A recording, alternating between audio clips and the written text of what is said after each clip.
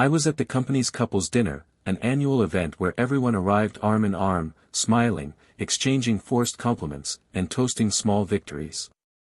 I was prepared for that evening, certain it would be just another tedious formality. But nothing prepared me for the scene I found when I arrived at the dining room. Amidst the hum of conversation and the muffled sound of silverware, my eyes were drawn to a table in the back. There she was. Smiling. And beside her, the man I'd already suspected existed, but who, until that moment, I'd refused to believe was real. He sat as if he owned the place, as if he owned her. My body froze. My breathing grew heavy, and for a moment, the rest of the world disappeared. It was just me, her, and that gaze that now seemed like a stranger's. I don't remember thinking much before walking over there. The footsteps sounded firm, but inside, I was shattered. When I stopped in front of her, I saw a mixture of surprise and discomfort in her eyes. She tried to hide it, but there was a trace of panic. I didn't shout, I didn't make a scene. I just said, in a low but firm voice, that it was good to know she already had a dinner date, that I was leaving and that she didn't need to worry about me, because I wouldn't be in our house anymore. The words came almost automatically, but each syllable carried the weight of years of love that, in that moment, had faded into nothingness. She stood still, trying to formulate something, but I had already turned my back. And as I walked toward the door, I felt I was leaving behind not just that night, but an entire life I had built around her. The drive home was a blur. I remember walking in, looking at every corner as if for the last time, and feeling like everything there no longer belonged to me. I took only what I needed, I didn't have the strength to face the memories at that moment. There were no tears. What there was a piercing silence, the kind of silence that echoes inside and corrodes every good memory that tries to survive. When I closed the door, I knew something inside me had also closed forever. The following days were a mixture of anger, disbelief, and a strange sense of relief. I no longer woke up to her texts, nor did I have to pretend I didn't notice the distracted glances or cold replies. It was as if the weight of carrying a one-sided love had finally been lifted from my shoulders. Still, there was an emptiness. Not for her, but for what I had believed we were. The worst part of being betrayed isn't losing the person, but realizing they were never who you thought they were. I learned from mutual friends that, in the early days, she was still with him. Perhaps she believed that man could fill the space I'd left. But time proved otherwise. He didn't call, he didn't show up often, he treated her as something disposable. It was exactly what she had done to me. I won't deny there was a certain bitter taste of justice in that, but at the same time, the memory of what we'd been through prevented me from taking pleasure in seeing her suffer. Even so, I continued on my way. I avoided the places we frequented, changed my routine, and cut off any bridge that might lead back to that past. And then, one day, she reached out to me. The message came as an unexpected blow. It said she needed to talk, that she had things to clear up, that what she felt was true, and that she had made the biggest mistake of her life. For a moment, my fingers hovered over my phone, almost giving in to the temptation to reply. But I didn't. Silence was the only language that still made sense between us. The insistence came in the form of connections, messages left with friends, even unexpected appearances in places he knew I would be. Always with the same expression, of someone who realized too late that there was no turning back time. Months passed, and my life moved on. Little by little, I realized I no longer thought about her every day.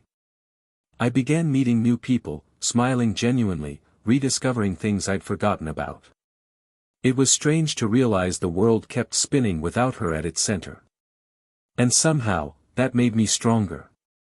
I learned that betrayal isn't just a breach of trust, it's also a silent ending that, however painful, begins a new chapter. That's when I decided to move to another city. Not to escape, but out of a desire to start over. A new landscape, new faces, no ghosts lurking around corners. And in that new place, I found something I'd never believed possible, peace. A peace that didn't depend on anyone, that came from the simple fact of having survived what I swore would destroy me. Life began to take on new contours, new colors. And in the midst of this process, I realized that forgiving didn't mean accepting back. Forgiving was simply releasing the burden. Fate, however, had other plans. One day, walking down a quiet street, on my way to a cafe, I saw her. She was thinner, her eyes heavy, as if the last few months had drained not only her joy but also the confidence she used to exude. She saw me, and instantly crossed the street, calling my name. There was no anger, no resentment. Just a strange feeling of being in front of someone who had once been the center of my world and was now just part of an ancient story. She asked to talk. I hesitated, but eventually accepted. We sat on a park bench, the cold wind blowing between us, and she began to speak. She said she regretted it, that nothing with that man was real, that she would give anything to go back. I listened, silently.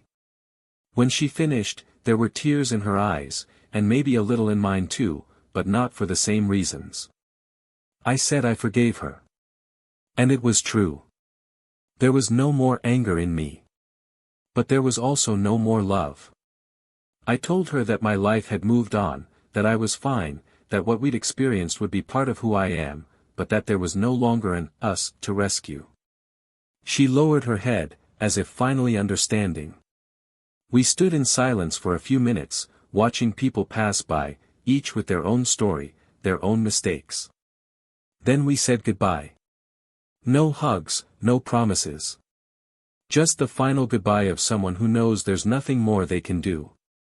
The curious thing is that, as I got up and walked away, I didn't feel sad. I felt gratitude for having had the chance to close that chapter by looking into her eyes, without hate, without strings attached. And that's when life, once again, showed that it loves to test how far we're willing to go to start over.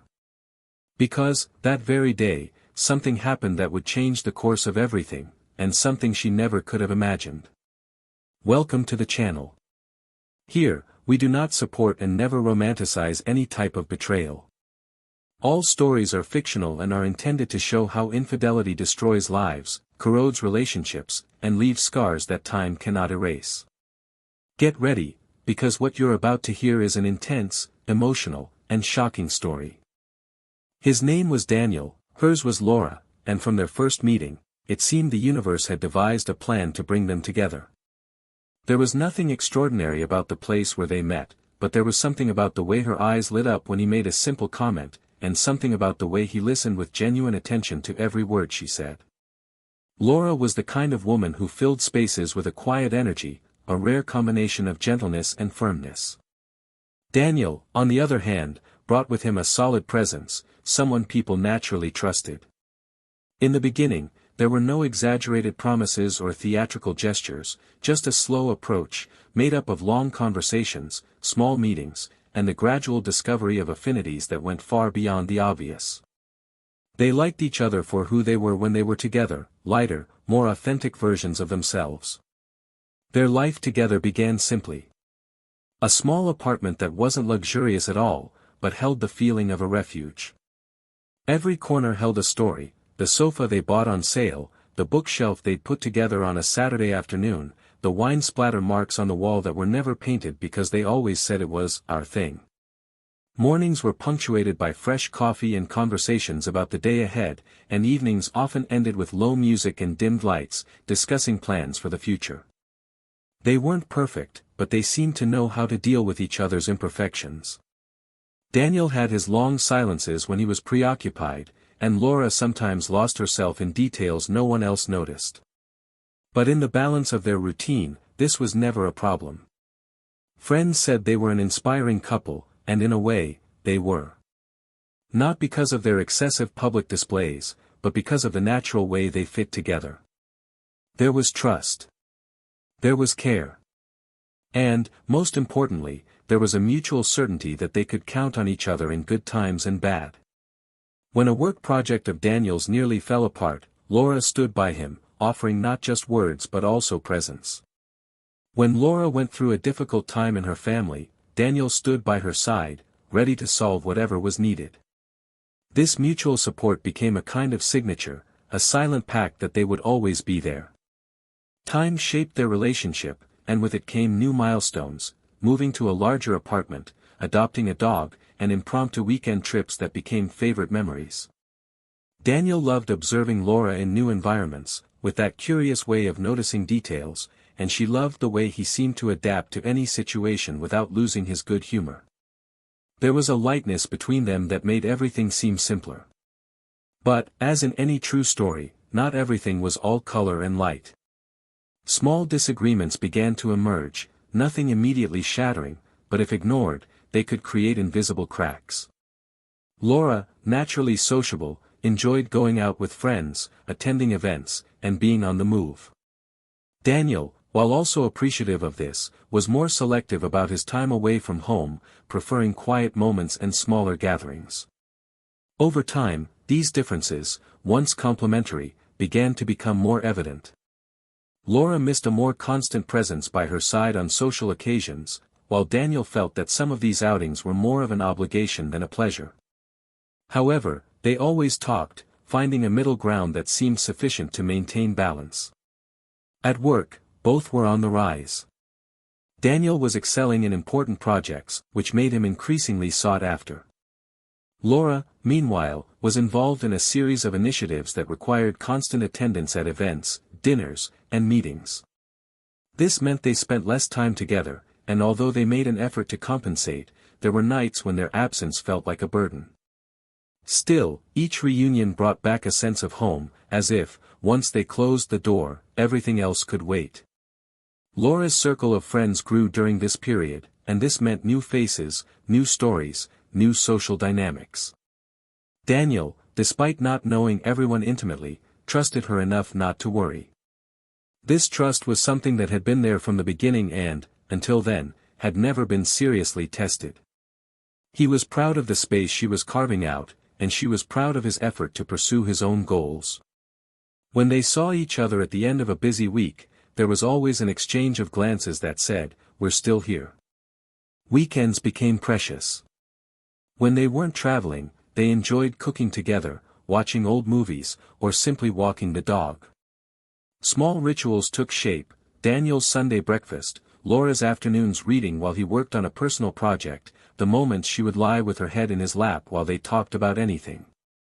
These details, invisible to outsiders, were what made their relationship so strong. Their families had a good relationship, which made things much easier. Parties and celebrations were always pleasant moments, filled with stories, laughter, and the comfort that only the presence of loved ones provides. Daniel's parents clearly admired Laura, and she reciprocated with affection and respect. The same was true for her parents toward him. This family support further strengthened the bond between them. As the years passed, they began to talk about bigger plans. There was a mental list of places they wanted to visit together, improvements they wanted to make to the apartment, and even a timid conversation about having children in the future. These projections weren't fraught with haste, but rather a mutual understanding that, somehow, they were moving in the same direction. It was a path built patiently, without the need to rush, because there was an almost unshakable feeling that they would be together to achieve them. Despite the hustle and bustle of everyday life, they both maintained small gestures that strengthened their connection. Daniel always left a "good morning" message when he left before her, and Laura prepared his favorite dish on nights when she knew he would return tired. They weren't grand demonstrations, but these daily gestures carried enormous weight. It was as if, even in the face of all the external demands, they were saying to each other, "I see you." Friday nights, when they could, were dedicated to going out together. It could be dinner at a new restaurant or simply a walk around the neighborhood with a stop for ice cream. On these occasions, they would talk about anything from the trivial to the profound, laughing over old stories or discussing movies and books. These moments were a way to reconnect, to remember that, before any routine, they were two individuals who chose to be together. Everything indicated that, despite their differences and the adjustments life required, there was a strong bond between them, built over years of coexistence and mutual care. A bond that, to any observer, seemed unbreakable. And perhaps it was precisely this sense of solidity that made it seem as though nothing could shake what they had built. Until, unforeseeable, a sequence of events began to slowly transform the landscape of their relationship, subtly at first, almost imperceptibly, but with consequences that would change everything forever.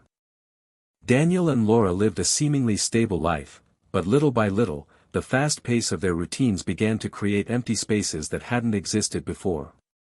Their schedules no longer coincided as before, and their evening get-togethers became increasingly brief. Laura was increasingly involved in events, meetings, and social dinners, always surrounded by new people.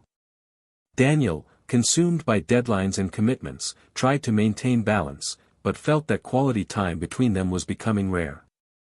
Despite this, there were still gestures of care, as if each was trying, in their own way, to preserve something that was beginning to grow fragile. It was during this period that Laura began frequently mentioning names Daniel didn't recognize. They were colleagues, project partners, people who were part of that more expansive world she was immersing herself in.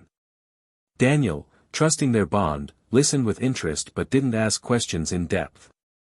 He knew she was sociable and had always surrounded herself with friends, so he saw no reason to suspect anything. What Daniel didn't realize was that, among these new faces, there was one in particular who was beginning to take up more space than he should. The changes, at first, were subtle. Cell phone messages that were previously left on the table were now answered face down. Small delays to appointments became more frequent, always accompanied by plausible explanations. Laura was more attentive to her appearance, not only on event days but also on simple occasions, and although Daniel noticed, he attributed it to a natural desire to feel good. The hugs were still there, but less lingering. The kisses continued, but with a distraction that had previously been absent. Over time, an invisible distance began to form. It wasn't a physical absence, but an emotional one. Conversations, which had previously flowed easily, began to fragment. Laura avoided certain topics, responded more briefly, and always seemed to have something she needed to do. Daniel, for his part, wondered if he was demanding too much of her, if he shouldn't be more understanding given the pressure they both felt. There was a part of him that sensed something was different, but there was also the belief, almost blind, that the love they'd built was strong enough to weather any difficult phase. Then came the invitation to the company's couples' dinner. A formal event, scheduled for a Saturday night, bringing together partners and their guests in an elegant setting. Daniel, even tired, saw it as an opportunity to spend more time with Laura, to reconnect in some way. She confirmed her attendance, but with an almost imperceptible hesitation that he couldn't decipher at the time. During the week leading up to the dinner, Daniel made simple plans: leave work early, pick out a tie she liked, and try, at least for that night, to rekindle the connection that seemed distant. The day of the event arrived, and he was a few minutes late due to an unexpected event at work. He texted her to let her know he was on his way, hoping to meet her at the entrance or in the ballroom. Upon arriving, he noticed the brightly lit room, the soft sound of live music, and the murmur of voices mingled with the clinking of glasses. He greeted a few acquaintances, and then his eyes scanned the room in search of her. When he finally found her, something inside him stopped. She was sitting at the table, laughing, with an expression he knew well, but which at that moment seemed out of place. Beside her, a man he'd never seen before, impeccably dressed, leaned toward her as if they shared a secret.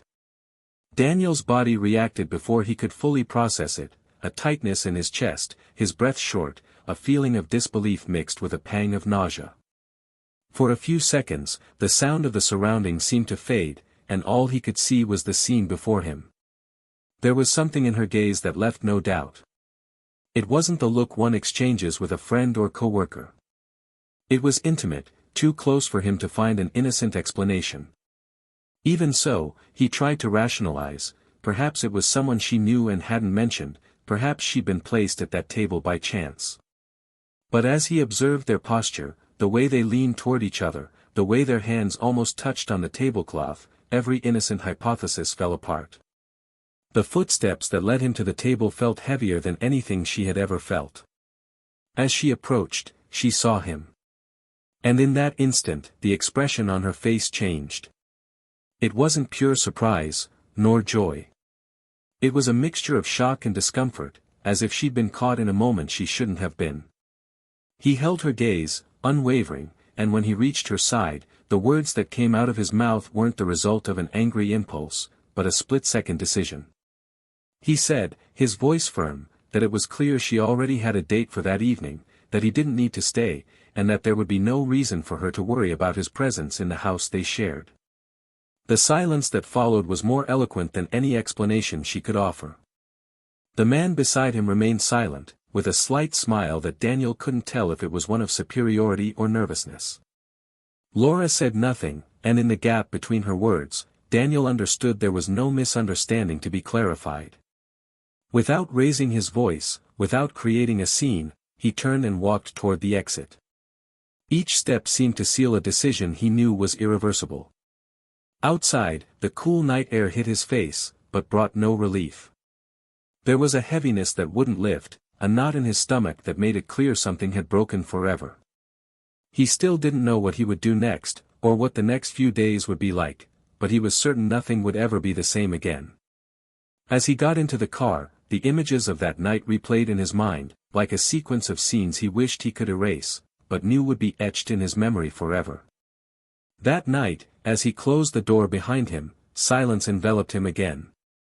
A different silence, not the kind that brings peace, but the kind that carries the absence of something lost. He knew that, from then on, any step he took would take him away from the life he knew. And, although he wasn't yet aware of all that was to come, a part of him sensed that the wound opened that night would only be the beginning of something much greater. Something that, sooner or later, would surface with enough force to change the course of everyone involved. Daniel didn't return home that night, nor the following. He spent days without responding to Laura's attempts to contact him, letting his silence speak for him. She, in turn, tried every means possible to reach out, from short messages asking to talk to persistent calls.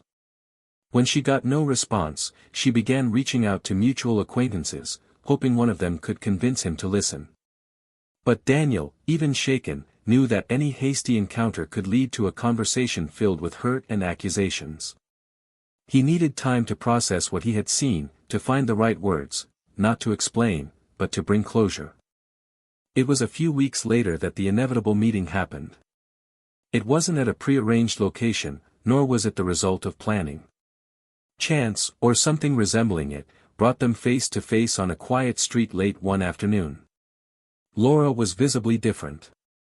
Her gaze held an exhaustion that wasn't just physical, and her posture, once confident, now held a weight. Seeing him, she hesitated for a moment, as if considering crossing to the other side of the street. But she didn't. She approached with uncertain steps, until she stopped in front of him. "We need to talk," she said, her voice low and tense, avoiding direct eye contact. Daniel remained motionless for a few seconds, debating whether it was worth giving in to the conversation she so desperately sought. But something in the way she held her hands, as if trying to contain a tremor, made him agree. They walked to a nearby bench and sat down. The light wind carried the scent of wet earth, and for a few seconds neither of them spoke. "I was wrong," she began, taking a deep breath. "There's no other way to put it. I was wrong with you, with what we built. I won't justify myself, because no excuse can erase what I did. I just want you to know that I regret every choice that led me to that moment." The words came quickly, as if she feared his silence was a sign that he would get up at any moment and leave. Daniel watched her but didn't interrupt. She continued, her voice now cracking. "I thought I was looking for something I was missing, but the truth is, I already had it all. And I lost it. I lost it because I didn't realize what was in my hands." He closed his eyes for a moment, absorbing the confession. When he spoke, it was in a calm but firm tone. "You didn't just hurt me, Laura. You took away my foundation. And the worst part is, it wasn't all in one moment, it was a series of small things, until one night I saw it all fall apart. I truly loved you. And you chose someone who meant nothing to you, and who clearly doesn't see you the way I do. She bit her lip, trying to hold back the tears. I know. And that's why I need to tell you something I couldn't before. I thought after that night everything was over, but it wasn't. After you left, I discovered what it's like to live without you. I discovered that there's nothing emptier than waking up and not having your voice to calm me, not having your gaze tell me everything was okay, even when it wasn't. Daniel took a deep breath, looking away to the horizon. You're telling me this now because he didn't stay. I know. Someone who truly wants to be with someone doesn't disappear at the first sign of difficulty. He disappeared, didn't he? She hesitated before answering. Gone.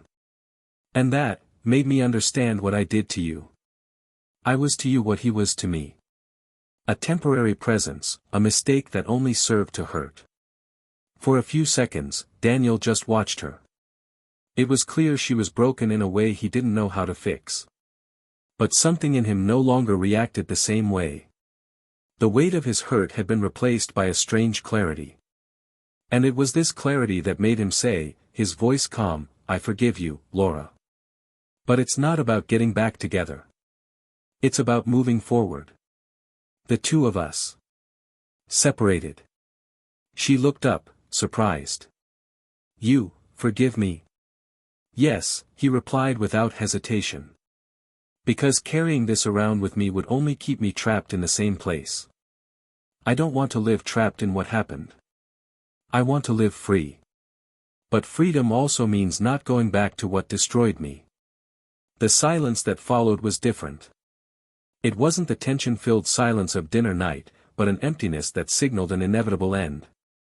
Laura ran her hand over her face, trying to wipe away the tears, and nodded slightly. I understand. I just hope that one day you'll be able to remember me without pain. Daniel didn't respond immediately. He simply stood, and she did the same. For a moment, they stood face to face, like two people who had once been everything to each other but were now nothing more than closed chapters. He took a step back, and she understood it was a farewell. There was no hug. There was no handshake. Just the slow drifting apart of two people who, despite everything, still recognized each other's gaze, but knew there was no longer a common path. What Laura didn't know, and what she discovered later, was that Daniel had already moved to another city. He'd made the decision weeks earlier, but hadn't told anyone. It wasn't to escape her, but because I felt I needed a completely new setting to rebuild my life. I'd found a place where I could walk without fear of bumping into memories, where I could start over without carrying the shadow of what had happened. This secret, which she only discovered much later, reached her unexpectedly, through a mutual acquaintance who, unknowingly, revealed that Daniel was already living far away, with new plans and a life that no longer included any possibility of reunion. When this truth hit her, she realized that the forgiveness she received was not an invitation to try again, but the final key he used to close the door between them once and for all. And this realization left her with a void that nothing else could fill. Daniel received the news that Laura had discovered the change like someone hearing a rain forecast after having already weathered a storm.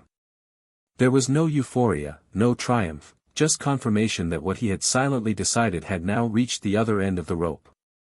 He walked streets that still lacked the scent of his old life, learned the times when the sun hit the windows of his new apartment, memorized the specific sound of the bus that passed at 6:20, opened the window every morning and breathed with a care that seemed ritualistic.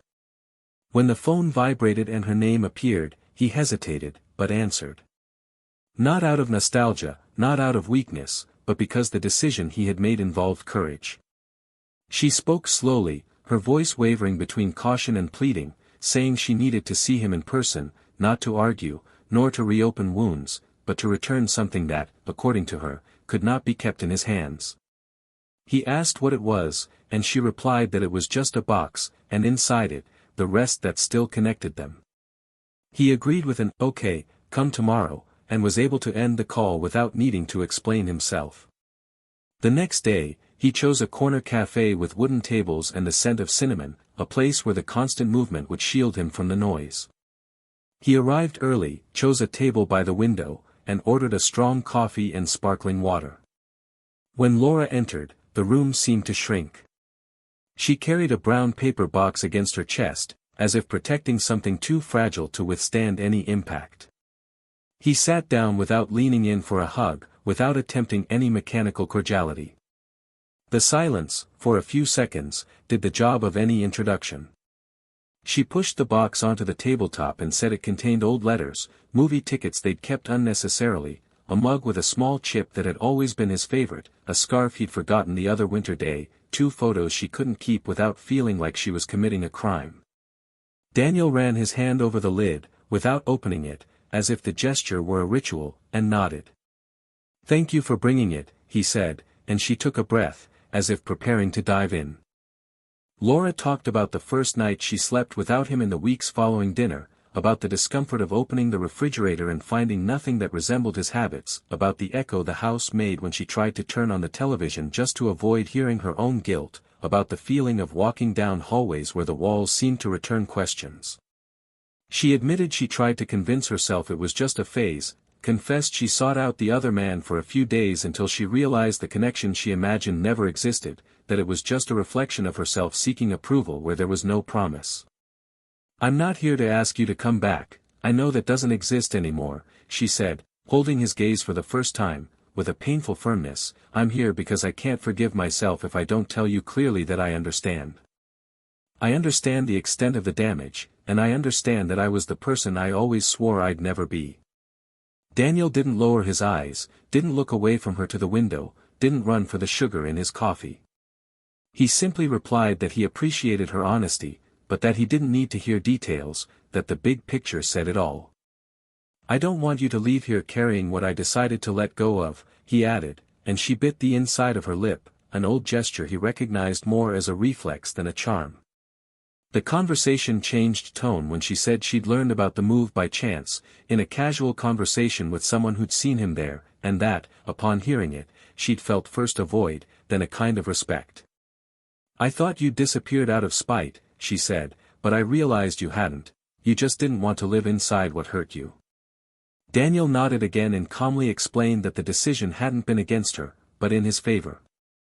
"I needed to look at myself in the mirror without the scenery glued to my face," he said, a little surprised by the metaphor that slipped out, "and I didn't want to spend the next few years avoiding streets, memories, corners. Here, I don't need to dodge anything, I just live." She took a deep breath and commented that some forgivenesses sound like absolution, and others that sound like a warning, and that his was both. "If I could take it back," she said, and he interrupted her without aggression, simply with a raised hand, asking her not to say it. "Time doesn't work for us that way," he murmured, and his voice didn't tremble. Outside, a light drizzle began to make streaks on the glass. Laura ordered tea, and while they waited, she took a smaller envelope from her bag, already slightly frayed at the edges, and placed it on the table. She said they were 2 letters she'd written but never sent, one the day after dinner, the other last week, and that she hadn't expected him to read them there, or even one day, but needed them to be with him so the words would reach the right recipient, even if they remained unopened. Daniel ran his finger along the line of the envelope and replied that he might never open it, not out of disdain, but because sometimes respect is born from not invading territory where the past still screams. "What I needed to hear, you've already said, and what I needed to say, I said," he concluded. She nodded, accepting that certain figures of speech were now the terrain where they could meet without stumbling.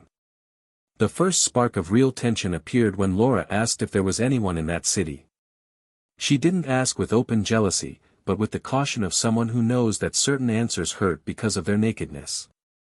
Daniel took a moment to answer and avoided any excitement, choosing the truth without fuss.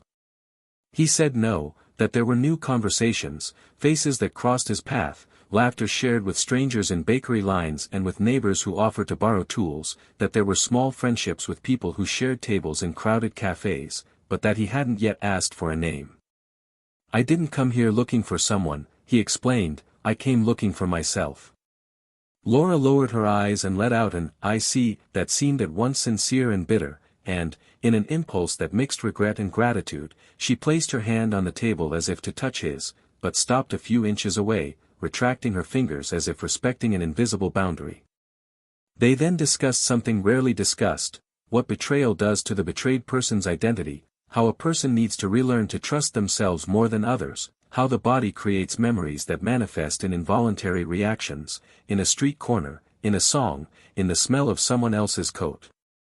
Daniel, with calm honesty, said he didn't intend to carry the label of betrayed as fate, that he refused to make the episode the central theme of his biography. "That's not me," he said, and his tone, without anger, was more powerful than any inflammatory speech. "I went through it, and moving forward is the only thing that matters to me." Laura, in a lower voice, commented that sometimes the greatest punishment is realizing that the other person managed to do what you can't, which is to keep going without constantly looking back. Daniel didn't celebrate, didn't use it as a victory, simply saying that everyone has their own speed, but that he needed to ensure that their speeds no longer crossed. As the rain intensified, the bar grew more crowded, and the conversation took on waves of silence that came and went. During one of these pauses, a waitress brought an extra napkin and asked if they needed anything. Laura thanked her with a polite smile, and when the waitress walked away, Laura observed, trying to make humor where there was only politeness, that it seemed like everyone in that place offered simple things without asking for anything in return. Daniel replied that perhaps that was the charm of the city, or perhaps it was just the look of someone who decided to stop looking for wounds in every gesture. The comment drew a near smile from her, which disappeared too quickly to be joy. Some memories surfaced in their eyes, but none of them were brought to the table. That's when Laura asked for one last question and said she promised not to cross that line. She wanted to know if, on the day of the dinner, he had already prepared those words, if he had planned his departure, or if it all came together there, in the heat of the moment. Daniel thought for a second and replied that there was no speech, that phrases were the only dignified way to say goodbye to himself in public without tearing away what remained of respect. "I didn't want to be the ugly part of the story that was already ugly enough," he said, "and at that moment I only had two paths, one was to break everything on the outside, the other was to protect myself on the inside. I chose the latter." Laura nodded, tears held back, and whispered a thank you that wasn't for sparing her that day, but for keeping something whole in him, even though he was the one bleeding. The farewell began without announcement, like things that happen when there's nothing left to say. Laura gathered up her bag, he held the box, she fixed her hair in a futile attempt to appear composed, and they both stood up simultaneously. The moment they were side by side, without the tabletop as a barrier, she looked directly at him and said that if a beautiful memory ever insisted on surfacing, to let it, not to banish it out of anger at what came after. "Not to remember me, but to remember you in that memory," she said, and that, more than a request, sounded like the surrender of someone who had finally learned the difference between possession and remembrance. Daniel replied that he would let it pass, as one lets the sun shine through a window even when one has no control over the climate, and that was enough. Outside, the rain had become a thin curtain. They walked together for a few meters, until they reached a corner where their paths naturally diverged. Laura stopped first, took a deep breath, and unceremoniously said she wouldn't ask for anything else, not a date, not a message, not a chance. "You've already given me the one thing I couldn't give myself," she said, her voice firm again, "you gave me a full stop I didn't have the courage to write." He nodded, and for a second the word goodbye seemed too big to fit in the air, so she simply took 2 steps back, raised her hand in a small gesture, and turned away. Daniel watched until she disappeared around the corner, not because he was watching her leave, but because he understood that watching someone leave is sometimes the most honest way of acknowledging that it was real. When he went back inside to pay the bill, the clerk kindly asked if everything was okay. He said yes, and that he needed to go for a walk before heading home. As he dropped some bills on the wooden tray, he realized he was still holding the envelope containing the letters. He placed it inside the box, carefully closed it, and stepped out into the street. The rain, now almost non-existent, left the ground glistening, and he walked unhurriedly, as if learning a city by touch. As he passed a newsstand, a book in the window caught his eye. It was an old edition of short stories he'd always wanted to reread but never found. He smiled slightly, went in, chatted briefly with the vendor, and left with the book under his arm. The scene, banal to anyone, had an extraordinary dimension for him, the world fit again into a simple gesture. In the apartment, he opened the box and took out only the mug with the splinter. He washed it, filled it with coffee, and leaned it against the window. The envelope remained on the table, intact. He felt no obligation, and in that lack of obligation, there was a sweet freedom. He picked up his phone, deleted the last conversation with Laura so as not to be drawn into habits, saved a reminder to listen to an old song he discovered by chance that day, and then left the device face down, unafraid of missing anything. Night fell without warning, and, on the other side of the city, someone turned on a light that he saw reflected in the glass, as if it were a silent code for other lives happening. Meanwhile, Laura arrived at a simple hotel room, placed her bag on the chair, and sat down on the bed with the care of someone settling into a place she doesn't want to call temporary. She picked up her cell phone, not to call, but to jot down a phrase she wanted to remember: forgiveness isn't a bridge to return, it's a road to follow. She lay down without opening any net, without seeking immediate distractions, closed her eyes, and, for the first time in a long time, allowed herself to cry cleanly, without anger, without self-justification, just mourning for what no longer exists. When the crying stopped, she sat back down, wrote 3 lines in a notebook, put the notebook in her suitcase, and turned out the light. The room fell silent, and for a few minutes, the silence didn't overwhelm her. The next morning, Daniel went down to run along the edge of the park, a habit he was trying to establish without overdoing it. The air had a freshness that tickled his lungs, and his body, finally, wasn't screaming alarm at every memory. On the way back, he stopped at a small market to buy fruit, and in the line, a woman dropped her keys. He bent down and returned them, and she smiled with affectionate gratitude, commenting that kind hands save days. He responded with a light joke and left with the bag. He wasn't euphoric, there was no grandiose soundtrack, but there was the serenity of the ground no longer trembling. At home, he placed the mug on the most visible shelf, not as a trophy of pain, but as a reminder that even chipped things can remain useful, beautiful in their own way. Later, with the sun already high in the sky, he passed by the gate and met the neighbor who always greeted him with a discreet wave.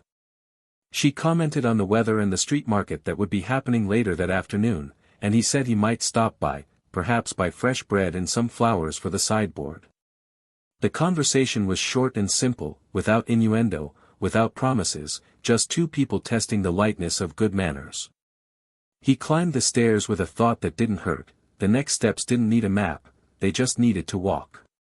At the end of that day, as the yellow light from the lamps filled the room, Daniel opened the newly purchased book and let the stories pull him out of himself, into plots where other hearts also learned to remake themselves with the gentlest possible care.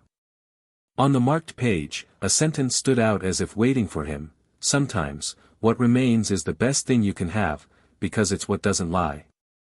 He closed the book carefully and rested his forehead against the cool glass of the window. There was no expectation of return, no need for any grand finale. There was, indeed, a quiet that seemed rare, and, outside, the city breathed its own rhythm, welcoming those who arrived without asking where they came from. Somewhere, Laura was packing her suitcase to return, with less weight and more awareness. In another place, Daniel was folding his market ticket and putting it in his pocket, ready to walk among the stalls, try some cheese, listen to a guitar played by someone who firmly believed that life always offers a new song. History wasn't being rewritten, but life, yes, remained open like a street too long to see its end all at once, and because of that, irresistible. Daniel realized that the conversation over coffee with Laura had left him with less of a burden than he'd imagined, but it had also awakened something he hadn't expected: an uncomfortable reflection on the extent to which forgiveness liberates and the extent to which it also carries within itself a kind of invisible prison. It was as if, by forgiving, he'd signed a silent agreement not to go back on any decision, not even in those moments when loneliness crept through the cracks in his routine. He walked around the apartment as if measuring conquered territory, but the sense of achievement wasn't celebratory. It was more like the awareness that this space was now a faithful reflection of what he had become: organized, silent, and at the same time harboring an echo of stories that wouldn't fade, only retreated into corners. Over the next few days, he maintained the simple routine he'd established: work, runs in the park, evening reading, small talk with neighbors. But something about interacting with others began to take on a different meaning. An upstairs neighbor, Clara, began passing him frequently in the lobby and in the elevator. There were no obvious innuendos, but a genuine interest in the small exchanges, a comment about the smell of baking bread coming from some apartment, a recommendation of a flower stand tucked away on a narrow street, a spontaneous offer of a piece of cake she'd baked. Daniel noticed that, little by little, these encounters awakened something in him that no longer had to do with memories, but with the simple desire to share the present. Still, there was resistance. He wondered if he was ready to look at someone without the filter of comparisons, without seeking similarities or differences with Laura. And, more than that, getting involved again would mean taking the risk of someone else gaining access to the parts of him that took so long to heal. Clara seemed unhurried, understanding silences as a natural part of conversation, but that didn't stop Daniel from facing a moral dilemma. Allowing a new relationship to emerge could be interpreted as a natural step or as a shortcut to not fully confronting the wounds. As he pondered this, an unexpected event further complicated this dilemma. One afternoon, he received a short message from a number he hadn't saved. It was Laura. The text simply said, "Can I meet you? Not to talk about us, but about something I need to take care of." It took him almost an hour to respond, agreeing only because the message carried a different tone, as if it were urgent but not emotional. They arranged to meet on a park bench, at a time when the crowds were low. When she arrived, she seemed calmer than the last time. She sat down and got straight to the point. She wanted to know if he could help her make a difficult decision. It didn't involve asking for love advice or reopening conversations about the past, but rather a family problem that required the presence of someone she trusted, someone who wasn't interested in manipulating the situation. Daniel was silent for a few seconds. Part of him felt inclined to help. After all, he no longer held a grudge. But another part knew that accepting would mean crossing a boundary he had worked hard to establish. He asked why she didn't turn to someone else. Laura said that, although she had friends and family, none of them shared his clarity and objectivity, and that she knew he wouldn't distort anything to favor one side. The request, rational as it was, reopened an internal debate. Helping could be a gesture of humanity and consistency with the forgiveness he claimed to have given, but it could also blur the lines and reopen the door to interpretations he didn't want to exist. In the days that followed, Daniel reflected deeply on the question. While he wanted to keep his life free from ties to the past, he recognized that his forgiveness could not be selective. He could not pride himself on forgiving and, at the same time, refuse to reach out when it didn't involve reviving the relationship. This contradiction led him to realize that the moral dilemma wasn't just about Laura, but about the kind of man he wanted to be from then on. To be someone who acts according to principles, even when uncomfortable, or someone who closes all doors to avoid any risk of pain. He chose to help, but made it clear from the outset that there was no room for misunderstanding. He would help with whatever was needed, but after that, each would go their own way. Laura accepted without question, and together they dealt with the issue she had mentioned. Upon witnessing the situation, Daniel maintained his neutral, direct, and practical demeanor, as he had promised. When everything was resolved, Laura thanked him quietly, without any attempt to prolong the moment. There was a tacit acknowledgement that this gesture was not a fresh start, but rather the last possible demonstration of respect between two closed chapters. Upon returning home, Daniel felt an unexpected lightness. Contrary to his fears, the help didn't bring confusion or open wounds. On the contrary, it served as a kind of definitive closure. He realized he didn't need to protect himself in every possible way. True closure came from knowing how to act without losing himself in the process. This realization made it easier to allow new possibilities to emerge. The following week, he ran into Clara again in the hall. Her hands were full of shopping bags and a small pot of lavender. He offered to help, and she accepted with a wide smile. They went upstairs together, and the conversation was light, about the scent of herbs, recipes that paired well with lavender, and how plants changed the atmosphere of a place. Daniel found himself imagining the lavender in Clara's window and felt it was okay to be curious.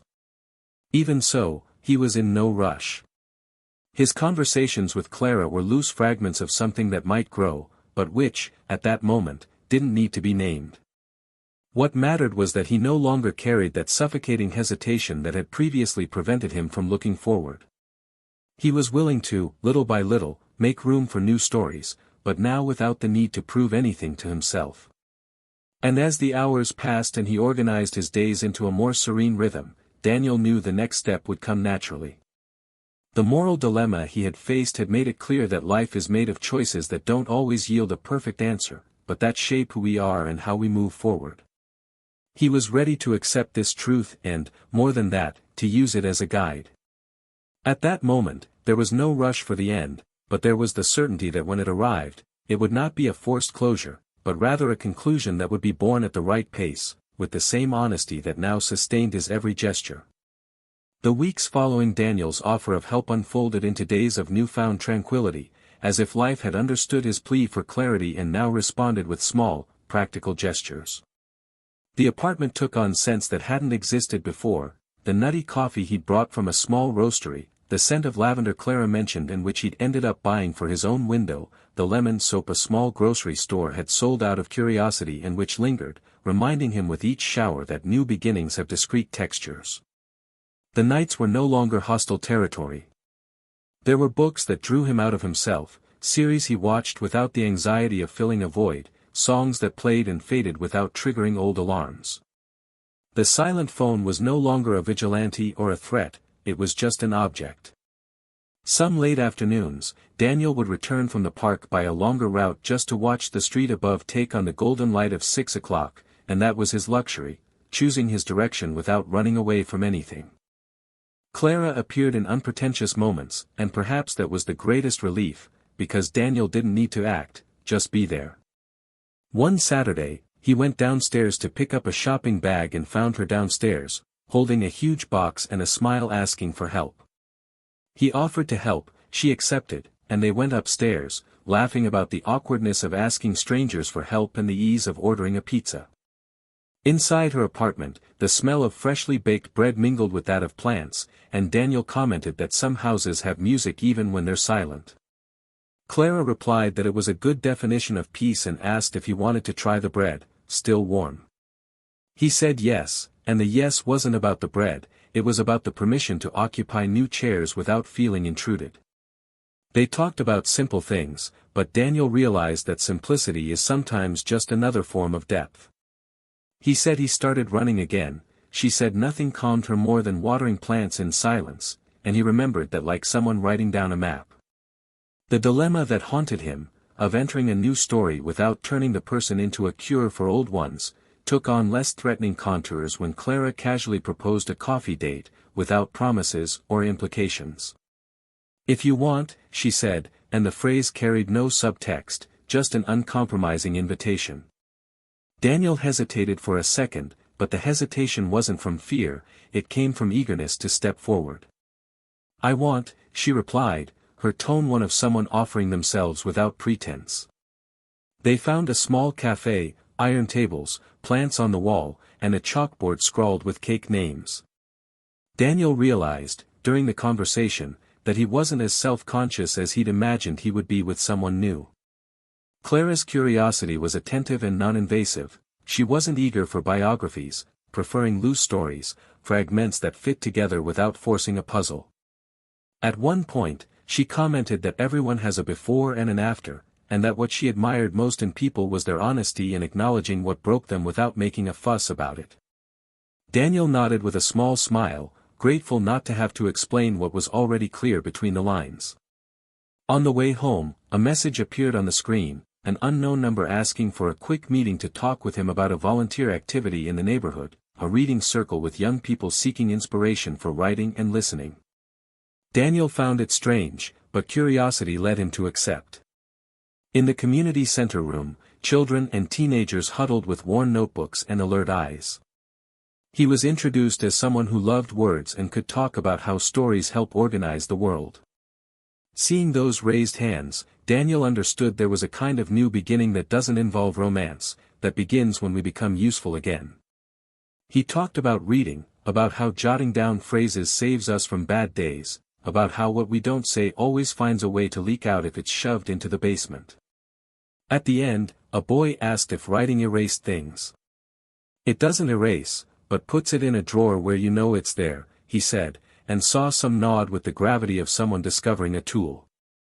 Clara showed up one afternoon to leave a cake at the center's entrance with a short note, and Daniel interpreted the gesture for what it was: care without an audience. When he thanked her, she simply replied that it was good to know there were people there who gave back to the neighborhood what the neighborhood gives every day. He smiled, and the smile brought a slight rush of something akin to complete joy, without guilt. It was in this context that an opportunity arose for them to go together to a street fair, with scattered musicians and artisan stalls. They walked amidst colors and sounds, stopping whenever they wanted, without the obligation to fill the silence. In front of a makeshift second-hand bookstore, Clara found a book of old photographs and commented that she loves it when time fits in the frame and not around her neck. Daniel thought about how often we cling to what has already happened and realized that, with her, the phrase didn't become a sermon, it became poetry. In the midst of this process, an unexpected event threatened to disrupt the newly found balance. On a cloudy morning, Laura sent one last message. She didn't ask for a meeting, didn't promise to talk, just a warning: she was leaving. She said she'd found a job in another region and that, before leaving, she wanted to make it clear that she would forever respect the path he'd chosen. She thanked him for what was and what wasn't, and said goodbye with the sobriety of someone who's learned the difference between what one desires and what one allows. Daniel read it twice, took a breath, replied that he wished her good luck, and ended a cycle without a fuss. There was no explosion, no catharsis, just the maturity of a goodbye that doesn't hurt. He put the phone in his pocket and decided not to tell anyone, not out of secrecy, but because some things, when said, lose the exact weight they need to settle inside. It was that same day that Clara invited him to an outdoor performance in the late afternoon, a string trio performing in the square. He accepted, and the encounter brought with it an unexpected event that would turn into a dialogue Daniel hadn't anticipated, a tender test of how he saw himself. After a few songs, sitting on a bench, Clara commented that sometimes we confuse strength with the inability to ask. Daniel asked what she was talking about, and she carefully said that she noticed in him a constant effort to make everything light so as not to weigh anyone down, and that this was beautiful, but sometimes it caused him to withdraw a bit from the scene when the scene needed him fully there. "If I ever cross a line, tell me," she asked, "but if I ever stay behind a line you wanted me to cross, tell me too." Daniel was silent for a few seconds, smiled at the corner of his mouth, and replied that he was learning, and that thanking was a way of saying stay, and he was grateful. That night, he returned home with a different serenity, that of someone who accepts that caring also means letting oneself be cared for. He made tea, opened his storybook, and, without realizing it, fell asleep on the couch. He woke in the early morning with a clear head and a clear memory of a conversation he'd had with the young people in the reading circle. When someone asked how to know if a chapter was finished, he'd replied that we know because the characters no longer fit in that room. He smiled at his own belated answer and understood that, in fact, he no longer fit in the rooms where he tried to make himself bigger by shrinking. On a sunny, uncertain Sunday, Clara invited him for a walk in a more remote park, with a lookout point famous for its sweeping views of the city, requiring no selfies. They arrived early, chatting about kitchens that hold stories, about voices that sound like homes, about how some people teach us the value of locking doors from the inside without locking windows. At the top of the lookout point, a firm breeze ruffled Clara's hair, and she laughed without vanity. Daniel, accustomed to analyzing everything, decided, in that moment, to simply feel. And he felt a calm that had no questions, a comfort that required no credentials, a confidence that settled into his body without asking permission. Clara noticed something in his gaze and didn't ask what it was, because she had learned to listen to silences. Life, at this stage, didn't need to look for proof that it was working, it showed itself in gestures. Daniel began frequenting the bakery on the corner on Saturday mornings because the baker played oldies there, and the world seemed to have more space. On one of those Saturdays, he found Clara with a bag of fruit and an impromptu invitation, come have lunch with me, I'm going to test a sauce I'm not sure is good. He accepted, and in her kitchen, the scene unfolded with the kind of precision that brooks no rush, a pan on low heat, laughter over the excess of herbs, discussions about the superiority of Sicilian lemon for fish, a glass of wine that asked for nothing more than it had. At one point, Clara leaned against the counter and bluntly stated that she was afraid of becoming someone's fix-it, and that she didn't want that for her or him. If we walk, let it be because the view is beautiful, not because we're running from a fire, she said, and Daniel replied that fires were now a matter for firefighters, not his heart. Along these lines, a moral dilemma resurfaced in a different guise, demanding a decision from Daniel without drama, but with precision. One of the young people in the reading circle had gotten into trouble at school and needed an adult to mediate a conversation with the administration. The boy asked Daniel to be that adult. There were questions about boundaries, what his role was in that space, how far he could commit without becoming a crutch, how to offer support without taking a place that wasn't his. He talked to Clara about this, and she, far from giving him an opinion on what he should do, returned questions that guided him to listen to his own judgment. Daniel decided to go, not as a savior, but as a responsible witness. In the meeting, he didn't say more than he should, didn't dramatize, didn't romanticize the boy's rebelliousness, but helped convey what needed to be heard without humiliation. As he left, the boy told him, with the emotional economy of adolescence, that it was the first time he felt someone saw him without wanting to fix him. Daniel returned home with the feeling that being useful has no audience, and he kept this like someone who keeps a compass. At the end of an afternoon that began cloudy and ended with a sky that insisted on opening, Daniel and Clara sat on the front step of the building, each with a cup of coffee, and talked about the difference between promises and commitments.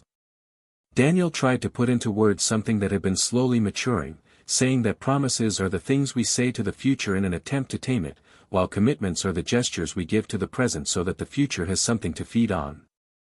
Clara listened and replied that she liked the latter because it fits in her hand and doesn't need a hopeful audience, and he agreed, surprised by his own serenity. Then she asked, with unpressured frankness, if he felt ready for a commitment that reflected her face, not a promise, but a real movement, with flaws and adjustments.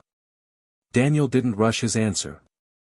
She looked at the street, measured her breath, and said yes, but with one request, that if she ever sensed in him shadows of a chapter that didn't belong to them, she would call him back to the present. Clara nodded, not with a speech, but with a look that said, "I'll be there when you call." At a later meeting, the topic was the honesty of origins. Daniel told stories from his childhood, not as an inventory of traumas, but as a map of affections that explained certain habits, like folding the edges of a tablecloth the right way and storing books in order of impact, not by author. Clara spoke of her grandmother who taught her to care for plants as if they were voices, of the street where she learned to love the noise of a market, of her fear of grandiose promises, because she'd seen promises broken with a bang. In the end, Daniel felt he was offering something legitimate, not the perfect version of himself, but the version he recognized when he was alone. There was no euphoria, no announcement, but when she said goodbye with a brief kiss at the apartment door, he understood that things were moving in the right direction, at the pace they'd chosen together. And it was precisely at this point of equilibrium that chance tested the boundaries once again. One night at a cultural event in the square, Daniel spotted, from afar, a figure he recognized before his brain could accept it, Laura. She didn't see him, and he stood still for a second, a whirlwind of memories trying, without permission, to take over the scene. Clara, noticing something change in his gaze, gently asked if everything was okay. Daniel took a breath, said yes, and, after a brief silence, explained that this person was part of an ancient story. Clara made a small gesture of understanding, didn't ask for details, didn't suggest escape, didn't hold his hand as if arming herself against a ghost, just stood there, present. Laura passed them a few feet away, and the world didn't fall apart. There was no confrontation, no silent words and glances, no relapse. There was the silent testing of a scar that no longer healed. When the trio on stage changed songs, Daniel realized he was whole where he was. "Want to stay a little longer?" he asked. "I do," Clara replied, and the word landed on both of them like a bird accustomed to the shoulder. Back at the apartment, Daniel opened the window and let the night air in. It wasn't a rehearsed symbolic gesture, it was simply what one does when the house needs movement. He thought, without drama, that life had taken enough turns to prove that certain endings must happen for other beginnings to have meaning. It wasn't about comparison, it was about adaptation. The moral of this journey, he intuited, wasn't revenge, nor the measure of justice the world sometimes offers imperfectly, it was about respect. Respect for oneself, for what one chooses, for what isn't negotiable. He picked up his phone, typed a short message to Clara, "Thank you for today, for staying where I was," and received a response that fit exactly, "I like being where you are, when you are." The next day, a gentle rain washed the streets, and Daniel felt like cooking. He prepared a simple sauce, calmly chopped vegetables, and let the music fill the kitchen. Halfway through, the doorbell rang. Clara appeared with a huge umbrella and a basket of bread, saying the sky had convinced her that soup and bread were a non-negotiable combination. She entered bringing the smell of wet streets and the lightness of someone who knows where they're stepping. They ate leisurely, laughing at small culinary disasters. At one point, Clara became serious and said she wanted to agree on one thing, that if their story ever required a pause, it would be spoken aloud, not practiced in silence, because long silences turn people into assumptions. Daniel agreed with a tightness in his chest that wasn't fear, but caution, and toasted with water, because sometimes solemnity fits in what is alcohol-free. As the night deepened, Clara approached the bookshelf and pulled out a random book, leafing through it leisurely, and found an old dedication that brought no ghosts, only proof that Daniel had a life before, and that this is one of the few truths that make us equal. He realized she knew how to read memories without invading them, and this eased any shadows that might have arisen. As they said goodbye, she hugged him for just the right amount of time, and he understood there was a clear difference between hugs that ask for things and hugs that offer ground. This sequence of days paved the invisible ground for what would come in the resolution, not with shocking twists and turns, but with choices aligned with what had become non-negotiable: honesty, presence, respect for the rhythm. Daniel no longer constantly asked himself if he was ready, because the question itself had lost its usefulness. Instead, he took a short list of concrete tasks into the next morning: buy more coffee, bring books to the reading circle, ask Clara if she wanted to visit the viewpoint at another time of day to see how the light changes the same landscape. These were simple tasks that quietly bore the signature of someone who decided to live in the right time, without debt to the past and without hasty borrowing from the future. And, as he turned on the coffee maker, watching the first drops fall, he knew that the end of this story needed to honor what had set it in motion, the certainty that exchanging true love for a shortcut is tearing apart an entire life, and that rebuilding requires firm and gentle choices, made with the same hand. Winter began to slowly bid farewell, giving way to longer days and a different brightness, the kind that changes the texture of even the most worn sidewalks. Daniel, sitting on the kitchen bench, watched the steam rise from his coffee cup and realized that something in him was also settling.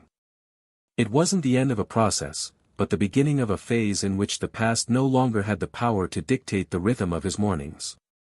Day after day, he had built a life that breathed on its own, where each commitment was chosen, not inherited. Around him, small details proved this: the plants in the windowsill that he watered himself, the new books mixed with the old, the notes Clara discreetly left and which he kept not as relics, but as living reminders of an active present. And in this present, there was room for lightness, for weightless plans, and for dialogues that needed no translation. Clara, in turn, had become a natural part of this routine, without invading or erasing what had already existed. She had learned his silences, understood his pauses, and, most importantly, respected each one. She never tried to compete with memories or forcefully occupy spaces, and perhaps that was why she had achieved a solid place. They walked side by side, unhurriedly defining labels, but with the certainty that they were building something healthy. One Sunday, sitting in the park, Clara mentioned that she liked how they could be together without having to prove anything to anyone. Daniel agreed, saying he had learned that love is not about replacing, but about adding, and in that adding, he finally felt whole. Laura, distant, was also following her own path, but hers was less easy. Moving to a new region brought new challenges and, along with them, the loneliness of starting over without the support of deep bonds. She tried for a while to fill the void with new connections, but realized nothing was building with the same consistency as before. The friends she had left were superficial, co-workers who limited themselves to occasional conversations and formal invitations. There were nights when she stared at the ceiling and mentally relived her conversations with Daniel, especially the last one, at the cafe, where she heard the forgiveness that felt more like a liberation from him than a relief to her. As the months passed, this forgiveness became a painful memory, because it symbolized not only the end of the relationship, but the realization that he had found a better path, and without her. Fate, however, seemed determined to cross their paths for the last time. A conference in the city where Daniel lived brought Laura back, albeit for a few days. At the end of the event, walking through the illuminated streets, she saw him from afar, sitting with Clara at an outdoor table in a small restaurant, laughing with a kind of freedom Laura no longer recognized in herself. There was no exaggerated touching or calculated displays, just the genuine intimacy of someone who understands each other with a look. Laura hesitated, considered crossing the street, but realized there was nothing more to say that hadn't already been said. She watched for a few seconds, then walked away, carrying with her the certainty that that chapter was definitively closed. The lack of contact, in that moment, was the greatest sign of respect she could offer. Daniel, unaware of this silent presence, continued his evening with Clara, discussing an idea for the next reading circle he would lead. They planned to take the young people to the park to write about what they saw and heard, demonstrating that inspiration comes not only from books, but also from everyday life. Clara suggested they bring coffee and bread, transforming the meeting into a moment of sharing. The enthusiasm for something so simple made Daniel realize he had finally found a kind of partnership that wasn't based on reservations or expectations, but on a mutual desire to grow together. On the day of the meeting with the young people, the sky was clear, and the grass still held the freshness of the early morning. Daniel arrived early, arranged the makeshift chairs, and once everyone was settled, he asked them to observe their surroundings and write about anything that caught their attention. It didn't matter if it was a detail or a grand scene, the important thing was to put their feelings into words. As they wrote, Clara circulated discreetly, serving coffee and smiling at each one.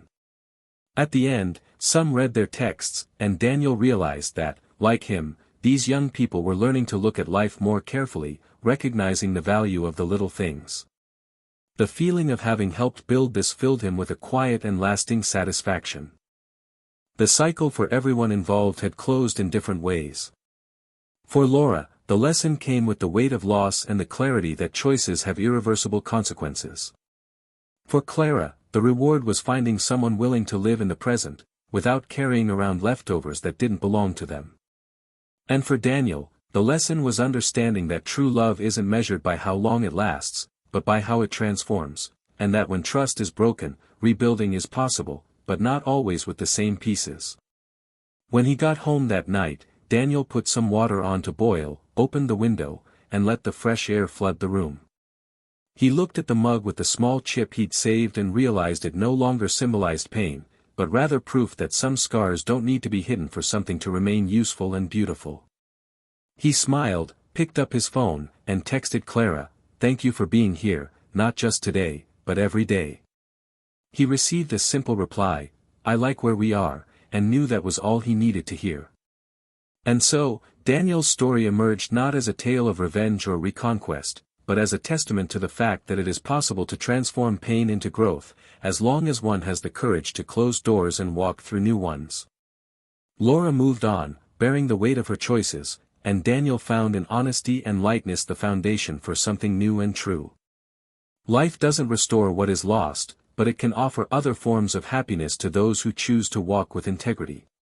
If you've made it this far, please comment on what you thought of this story and which part resonated most with you. Don't forget to subscribe to the channel to see more impactful stories like this one. Let this narrative serve as a reflection. Betrayal not only destroys relationships, but erodes trust, shatters families, and erases stories that could have lasted a lifetime. It's never worth exchanging true love for a moment of illusion. And remember, this channel does not condone, in any way, any kind of betrayal.